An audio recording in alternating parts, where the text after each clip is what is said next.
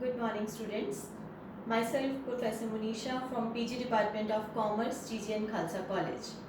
Today we will discuss the topic of bank management, that is NPA. NPA stands for non-performing assets. So as you know that banking system is the lifeline of the financial system of any country, and our banks, like any other company, are working as per Banking Regulation Act 1949. And any other company, banks also have assets as well as liabilities. So now what are the assets of the banking system and what are the liabilities of banking system? When we talk about assets of banking system, you know, whatever deposits are made by public with the banks, that bank has to repay to the public with interest. So that is a liability for the bank.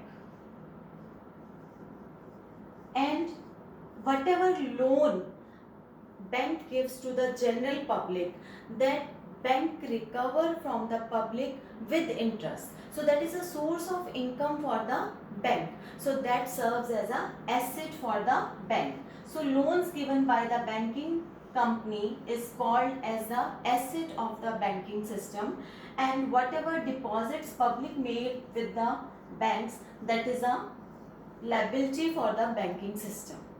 Now we are talking about non-performing assets. So as the name suggests, non-performing, that means that asset is not performing. Asset is not performing, that means the loan is not performing. Loan is not performing, that means bank is unable to get back its principal amount as well as its interest. Principal amount plus amount of interest back from the borrower, that asset will be termed as non-performing asset. So in case of any loan which is overdue for a period of more than 90 days, that will be termed as non-performing asset. So as per Narasimha Committee, as per Narasimha Committee report 1992, every bank needs to maximize its wealth. So wealth can be maximized by increasing the revenue, accelerating the revenues of the bank, or by reducing the cost of the bank. Now to increase the revenue of the banking system, it was decided in the year 1992 to accomplish or to accommodate with the Narasimha Committee report, that is, 3 norms have been recognized or to fulfill Narasimha Committee report. So in April 1992, it was decided to implement Narasimha Committee recommendations regarding financial sector in phased manner in 3 years. These recommendations were regarding income recognition norms. Second recommendation was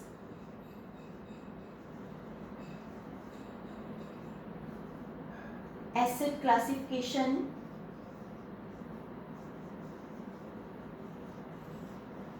and third recommendation was provisioning norms. It was decided to classify the assets of the banks, assets as I told you, loans of the or the advances of the banks into 4 basic categories.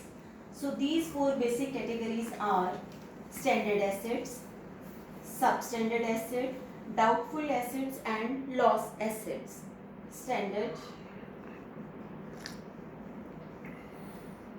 substandard,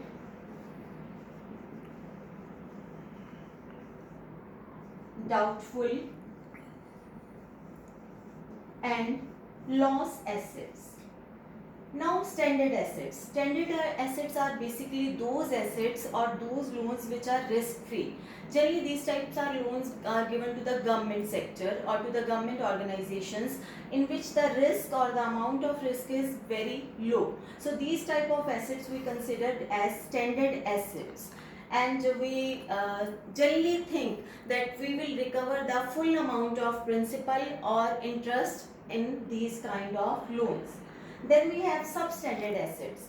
So in case principal amount or interest amount remains overdue for a period of more than 90 days or up to 90 days, then that asset is considered as substandard asset. And if it remains in this category for more than 12 months, that is considered as substandard asset. Now, in case of bills discounted, if that bill remain overdue for a period of up to 90 days, then it will come under the category of substandard asset. But in case it will come in the same category or it remains still in the same state, in the position of overdue, then it will come in the category of doubtful asset for more than 12 months, if it remains in that category for more than 12 months. And then we have loss asset. Loss assets are those type of loans in which we consider that we will be unable to recover the amount of principal or interest amount or any EMI. So where the amount becomes irrecoverable, that asset comes under the category of loss assets. So assets in all these categories collectively, substandard, doubtful and loss assets, they come under the categorization of non-performing assets, NPA. These are called as gross NPAs of the banks. Now, regarding provisioning norms of these assets, every bank needs to create certain provisions or keep certain reserves to fulfill or to meet such doubtful assets or substandard assets or to meet such loss assets. Such kind of provisioning norms are created by Banking Regulation Act or as per Narasimha Committee recommendations. So what are these provisioning norms that we are going to discuss?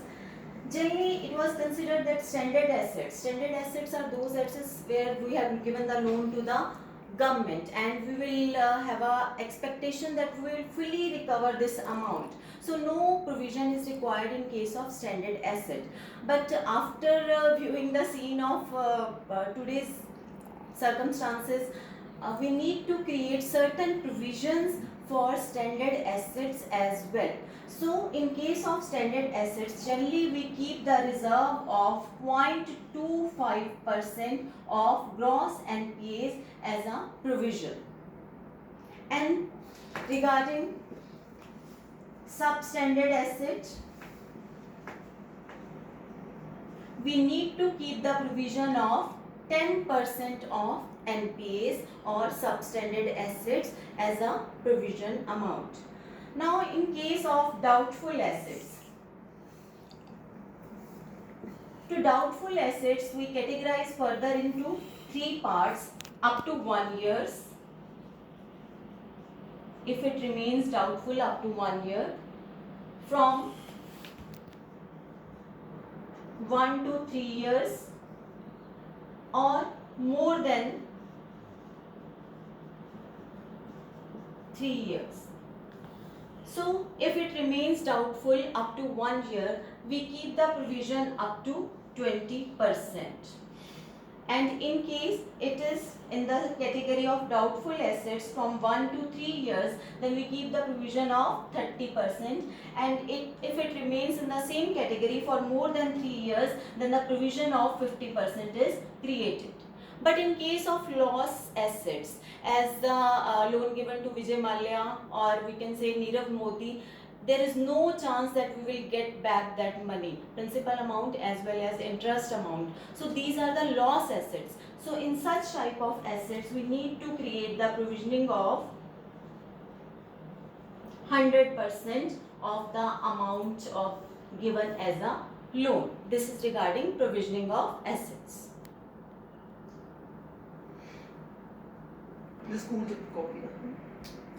So now we take an example with regard to this. Just suppose in a particular bank we are having a standard assets up to rupees 4,000 lakhs and substandard assets 2,500 lakhs, doubtful assets in 3 categories: up to 1 year 1,000 lakhs, up to 3 years 500 lakhs, and up to 5 years it is 100 lakhs, and loss assets we have 1,200 lakhs. So how much provision a particular bank needs to create in this category?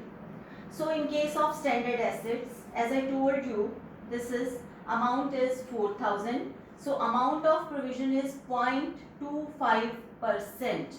So this will come out 10 lakhs in lakhs that bank needs to create as a provision or to keep as a provision. And in case of substandard assets, as the amount is 2500, and in case of substandard asset, bank need to create the provision of 10%, that means up to 250 lakhs. And in case of doubtful assets, that is up to 1 year, 20%, 1000, and 20% provision, it will be 200 lakhs. Up to 3 years, this is 500, and 30% provision, it will be 150 lakhs, and up to 5 years, it will be 50% provision, that means 50 lakhs. And in case of loss assets, 100% of the amount bank needs to create as a provision, that means 1200 lakhs. So the total amount of provision that a bank needs to keep with itself is 260, 460 and 660, 660 and 1860.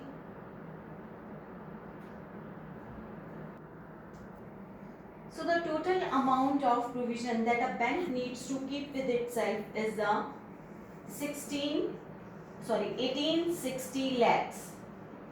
So after deducting this from gross NPAs minus provision, whatever will be left with us, that will be called as net NPAs. This is non-performing assets of the banks. Thank you.